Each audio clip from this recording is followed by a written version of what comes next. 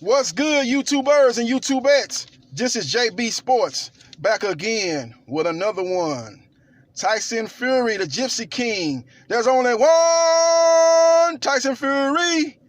Posted a video on the internet. Had some choice words to say about Deontay Wilder. He called out Wilder, said Wilder hasn't fought anybody outside of him, and he beat Wilder. He said Luis Ortiz was 145 years old, and Dominic Breazeale is average. Said Deontay Wilder ain't fought nothing but a bunch of bums outside of him. Said he's not worried about Deontay Wilder. Called Deontay Wilder a big dosser. Said that everybody in the world knows he beat Deontay Wilder in the first fight. Says even Deontay Wilder's wife and kids know. Manager knows, trainer knows, everybody knows that he beat Deontay Wilder. So he said he's not worried about Deontay Wilder, and you could tell Deontay Wilder's recent comments has really got under the skin of Tyson Fury. That's why he came out with this video. And it's one of them videos, it's like, oh, okay, who you trying to convince? Us or convince yourself, Tyson Fury? You know, if you really felt that type of way about Deontay Wilder, felt that he was a big dosser and he beat you at 50%, and this time you're going to be 100%, and you beat him the first time, and he's not worried. You're not worried about Deontay Wilder. It's going to be an easy victory. And you say you'll bet everything you have that you'll beat Deontay Wilder in the rematch. Then why did you take the fight after the first fight? Why did you go run to ESPN and fight two nobodies and look suspect in the last fight against Otto Wallin? Why did you do all that? If you felt that Deontay Wilder was a victory that was stolen from you in the first fight and you needed to right that wrong, why didn't you take the immediate rematch? Because you know Deontay Wilder was game. He called for the immediate rematch right after that fight. Even though there was a lot of people saying, well, it's time for you and AJ to get in the ring, Deontay Wilder. Deontay Wilder said, no, there's a lot of people saying he won, and some people say I won. Let's clear this up, man. Let's get this misunderstanding from the first fight understood, and let's do a second fight. And that's what Deontay Wilder wanted to do. And Tyson Fury, you know, was talking like he wanted to do it, and they was in negotiations. But then what Tyson Fury do? Slid out the side door and went over there to ESPN and allegedly signed a $100 million deal and fought two nobodies, and then got his eyes split open in the second fight against Otto Wallin. He's gonna have to look much better than he looked in Otto Wallin fight if he's looking to, you know, replay or remake or remix the first fight and win that way. Because it's the only way Tyson Fury is gonna win this fight is on a decision. He ain't knocking no Deontay Wilder out. He's talking about, I know he's brought Sugar Hill. The Sugar Hill. What I say might be a chest in the sets of Satan E. Hotel, motel, Holiday Inn. Now, if your girl start acting up, then you take her friend. I say, you know, Sugar Hill. He got Sugar Hill as his trainer, you know, a protege of Emmanuel Stewart, Emmanuel Stewart's protege. And so I guess he's gonna try to come out of that same style of boxing as far as Thomas Hearns go, who was a boxer puncher, who a guy that can box, but he had that right hand that he could put you to sleep with at any moment of the fight. I guess he's gonna try to they're gonna try to remake Tyson Fury in that mode as a boxer, but that's gonna sit down on his punches. But when you sit down on your punches, you leave yourself vulnerable to get countered and get caught with shots. See, one thing about it, if you steady moving and on your feet and always looking to slip and be defensive, you know, your chances of getting knocked out get decreased. But if you start sitting down on your punches, loading up on your punches, then you're in the pocket. Then you're subject to get caught with some shots. So we're gonna be interested to see if does Sugar Hill implement that style, and does Tyson Fury follow that style fight night? Because that style, that crunk gym style, that's not no, you know, that style is different than the style that Tyson Fury has always fought with. Tyson Fury is a mover. He's a guy that likes to move around the ring, look cute. You know, he's got good head movement. He knows how to slip punches. He's very awkward throwing punches, and he throws a lot of pitter-pat punches. He doesn't sit down on hardly any of his shots. He doesn't have a lot of power. You know, he sure don't have power like Deontay Wilder. I don't think he have power like Andy Ruiz. I think Andy Ruiz is a more powerful puncher. I think Anthony Joshua is a more powerful puncher.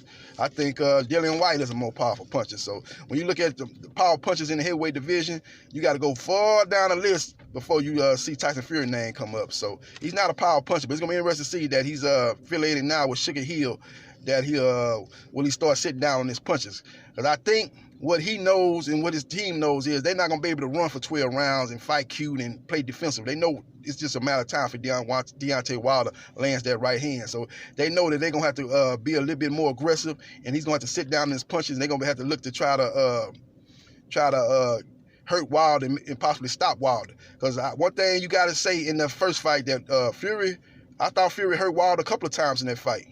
I thought he hurt him in that 12th round if he got up from the dead, the return of the living dead when he got put to sleep.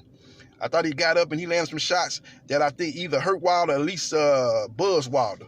So I think maybe they're looking to do a little bit more of that they did in the 12th round throughout that fight to try to land something to get Wilder up out of there, because they know you're just playing with fire.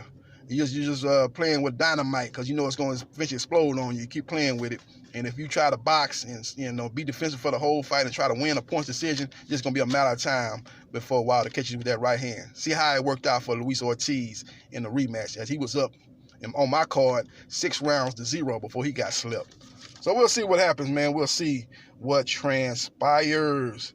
Now, let's look at Tyson Fury, who he fought. He say Deontay Wilder ain't fought nobody. And he says Luis Ortiz, 145 years old. Well, didn't he fight Vladimir Klitschko? I think it was November 28, 2015. That was basically 4 years ago. 4 years ago and change. Basically 4 years ago. We December 19th, December 18th right now? Or December 19th right now? So it's been a little over 4 years ago. How old is Klitschko right now? Is he, I guess he's around, 42, 43? Somewhere in there? 42, 43 years old? So he was around 39 when Fury fought him, 38, 39. So Klitschko wasn't no spring chicken when you fought him. So you trying to say how old Luis Ortiz was, 145 years old, where the stated age was 40 in the Wilder rematch. I think he was 38, 39 in the first fight. So Wilder, so his age was right about the same age as Klitschko's when you fought him 4 years ago. And you trying to call Luis Ortiz old. Hypocritical. And you beat him in one of the most boring fights in heavyweight boxing history. You beat Vladimir Klitschko when both of you guys combined for 83 punches thrown. 83 punches landed in that fight. Absolutely ridiculous. And you try to rest on your laurels from that. And then when you came back after that fight, after the 2-year hiatus, you came back and fought Safari, or whatever his name is, and you fought Francisco Pinata. Beat them, and Wilder didn't have a fight in between. Wilder was, negotiating a fight with Anthony Joshua, and Anthony Joshua and them team didn't really want it, so they ended up fighting Povetkin instead, and Deontay Wilder ended up losing some months trying to negotiate that fight. So he didn't have no tune-ups, no warm-up fights leading into the first fight. You had 2 warm-up fights leading to that fight. So you talking about you was at 50%. If you was at 50%, Wilder was at 20% because he didn't have no warm-ups. You had 2 warm-up fights. Wilder had a big, people don't want to talk about that. Wilder had a big gap in between when he slept Bermain Stavern in a rematch and when he fought I think was it Stavern was the last fight? Stavern. Yeah, whatever it was between his last fight, I got to go back into the box recs. I think it was the Stavern rematch. I think that was his last fight before he fought Fury, but don't quote me on that. I think it was the rematch, or was it Gerald Washington? It was either Gerald Washington or Stavern rematch. Either way, it was a big gap in between that fight and the Tyson Fury fight. So he had a big gap, and Tyson Fury had 2 warm-up fights getting ready for Wilder. So if anything, if you had 50%, then Wilder was at 20%, and he still slept you in the 12th round. And let's talk about Jack Reese. Everybody want to talk about, Tyson Fury won 10 out of 12 rounds. Tyson Fury got robbed. But let's talk about the 12th round. Tyson Fury when he went down off of that left hook and right hand that Wilder put him to sleep with, he was laying on the canvas motionless, chalk outline in the middle of the ring. Why didn't Jack Reese wave that fight off? What do you count for? You count if the guy's trying to get up, if a guy is cognizant, he's looking around trying to get his gatherings together, then you might start counting. That guy, eyes was rolling in the back of his head. He was not moving. He was out of there. Why you didn't wave that fight off? So if anybody got robbed, it was Deontay Wilder. I've been saying this in other videos. Deontay Wilder got robbed, not Tyson Fury. But all this stuff and all this misunderstanding going to get settled February 22nd when Deontay Wilder knocks out Tyson Fury, puts him to sleep without the NyQuil.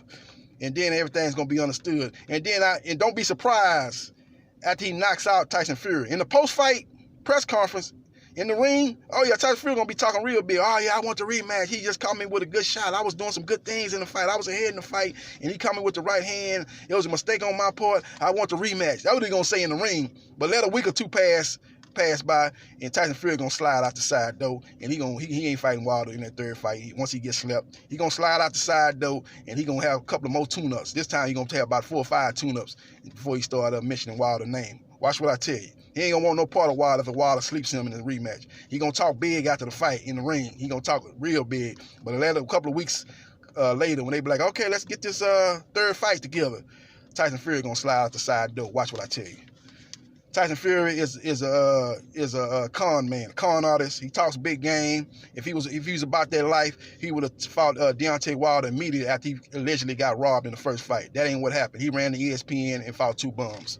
Now he's ESPN Top Ranking looking to get some return on their investment, and that's why they staging not only a second fight, but they making him take a third fight so they can get some of their money back. That's just what it is. So we'll see what happens. This is JB Sports, the man, the myth, the legend. I'll holla.